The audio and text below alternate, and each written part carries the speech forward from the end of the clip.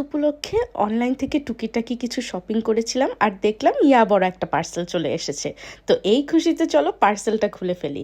পার্সেলের ভিতরে ছিল বিভিন্ন টাইপের জিনিস। যেমন প্রথমে একটা কোট অর্ডার করে দিয়েছিলাম। তো ওভারকোটটা মোটামুটি ভালোই ছিল, কিন্তু যদিও আমি বলবো অনলাইন থেকে কিছু জিনিস কিনলে না একদম পারফেক্ট হয় না, তারপরেও দামে মানে আমার কাছে ভালোই ছিল। আর কিনে নিলাম একটা লিপস্টিক সেট, যেটা আমি Shein-এ খুব বেশি ভাইরাল হতে দেখেছি। তো এবার আমি অর্ডার দিয়ে দিলাম যে দেখি কীরকম হয়। আর কিছু ফলস নেইল, আর একটা মোবাইলের কাভার, দুটো মোবাইলের কাভার, একটা আমার জন্য একটা মিস্টারের জন্য, এইরকম টুকিটাকি বেশ কিছু জিনিস, আর ডেকোরেশনেরও ছোটোখাটো জিনিস।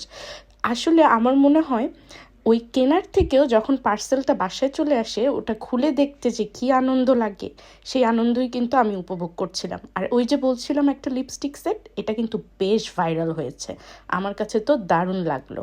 ঈদের এই টুকিটাকি কেনাকাটা কীরকম লাগলো কমেন্ট করে কিন্তু জানিও। দেখা হবে নেক্সট ব্লগে। টাটা, আল্লাহ হাফিজ।